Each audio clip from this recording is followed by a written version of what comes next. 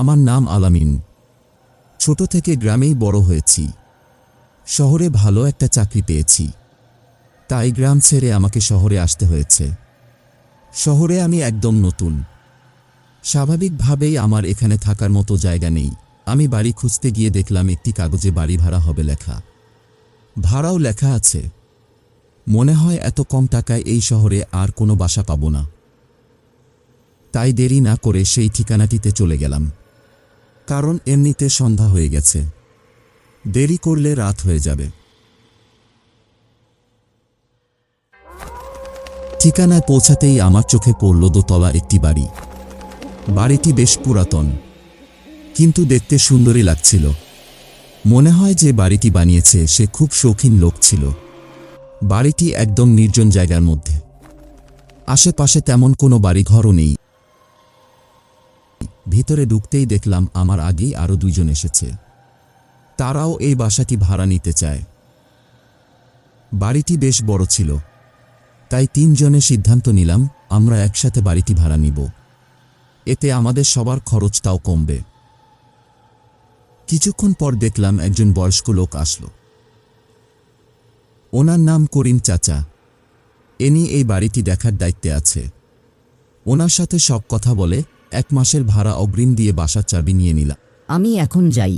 আজ থেকে আপনারা 3 জন এই বাড়িতে থাকবেন, কিন্তু হ্যাঁ, আপনারা কেউ দোতলায় যেতে পারবেন না।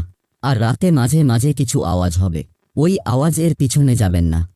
ওনার কথা শুনে আমার কেমন জানি খটকা লাগলো। তাই আমি ওনাকে জিজ্ঞেস করলাম, আমরা দোতলায় যাব না কেন? আর রাতে আবার কিসের শব্দ আসবে? আমি কথাটা জিজ্ঞেস করতেই সে কেন জানি ঘাবড়ে গেল আর থতমত খেয়ে বলল, না না, তেমন কিছুই না। দোতলায় আমাদের মালিকের কিছু জিনিস আছে, আর পুরাতন বাড়ি, অনেক ইঁদুর আছে, তারাই মাঝে মাঝে আওয়াজ করে। আচ্ছা, আমি এখন যাই, আমার অনেক কাজ পড়ে আছে। সে তাড়াহুড়ো করে চলে গেল। প্রথম রাতটা ভালোভাবেই কাটল। কোনো ধরনের সমস্যা হলো না। সমস্যা তো শুরু হলো দ্বিতীয় রাত থেকে। আমি আমার রুমে ঘুমিয়েছিলাম। হঠাৎ করে আমার ঘুমটা ভেঙে গেল। না, ঘুমটা এমনিতেই ভাঙেনি। একটা শব্দের কারণে আমার ঘুমটা ভেঙেছিল। কোনো মহিলা কান্না করছে এমন শব্দ। কান্নার শব্দটা কিছুটা ভয়ঙ্কর লাগছিল। একবার উঠে যেতে চেয়েছিলাম। ঠিক তখনই করিম চাচার কথা মনে পড়ে গেল। তাই সিদ্ধান্ত নিলাম সকালে বিষয়টা দেখব। সকালে কাজে কাজে বিষয়টা একদম ভুলে গিয়েছিলাম। তৃতীয় দিনের রাতেও একটা চিৎকারের কারণে ঘুম ভেঙে গেল। আজকে কোনো মহিলার চিৎকার না, একজন পুরুষ লোক বাঁচাও বাঁচাও বলে চিৎকার করছিল। আমি খুব ভয় পেয়ে গেলাম।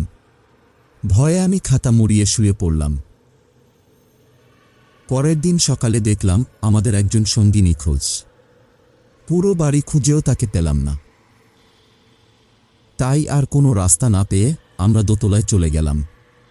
সেখানে আমরা এমন কিছু দেখলাম যার জন্য আমরা মোটেও প্রস্তুত ছিলাম না। সেখানে মেঝেতে রক্ত আর রক্ত, মনে হচ্ছিল কাউকে টেনে টেনে নিয়ে যাওয়া হয়েছে। আমরা দাগের পিছু নিলাম, আর শেষ পর্যন্ত গিয়ে দেখলাম আমাদের সেই সঙ্গী রক্ত মাখা অবস্থায় পড়ে আছে। আমরা 1 মিনিটও দেরি করলাম না। জলদি করে পুলিশকে কল দিলাম। আমাদের সেই সঙ্গীটি মারা যায়নি, তাকে আইসিইউতে ভর্তি করা হয়েছে। পুলিশ আমাদের জিজ্ঞাসাবাদ করা শুরু করল। আমি তাদের সবকিছু শুরু থেকে বললাম। ওই বাড়িতে আপনারা কিভাবে থাকছিলেন? ওইটা তো একটা পরিত্যক্ত বাড়ি। ওই বাড়িতে এর আগেও এমন অনেক ঘটনা ঘটেছে। কিন্তু করিম চাচা তো আমাদের কিছুই বলেনি। কে এই করিম চাচা? ওই বাড়ির কেয়ারটেকার। ওই বাড়ির তো কোনো মালিকই নেই। কেয়ারটেকারই বা থাকবে কোথা থেকে? আর আজ থেকে 4 বছর আগে একজন বৃদ্ধ লোক ছিল, কিন্তু সে গলায় ফাঁসি দিয়ে মারা গেছে। দাঁড়ান, তার ছবিও আমার কাছে আছে, আমি দেখাচ্ছি। ছবি দেখে তো আমরা পুরো চমকে গেলাম। আমার গায়ের লোম পর্যন্ত দাঁড়িয়ে গেল। এটাই তো সেই কেয়ারটেকার। পুলিশ আমাদের বলে গেল আমাদের সঙ্গীর জ্ঞান না ফেরা পর্যন্ত আমরা শহরের বাইরে কোথাও যেতে পারব না। প্রায় 1.5 মাস পর তার জ্ঞান ফিরল। এরপর আমরা তার কাছ থেকে সেই রাতের ঘটনা শুনতে লাগলাম। সেদিন রাতে সে আমার মতো একই আওয়াজ শুনতে পেয়েছিল। সে খেয়াল করল শব্দটা উপর তলা থেকে আসছে। সে সিঁড়ির কাছে যেতেই শুনতে পেল, আমাকে একটু পানি দাও, আমাকে একটু পানি দাও। সে উপরের দিকে যেতে লাগল।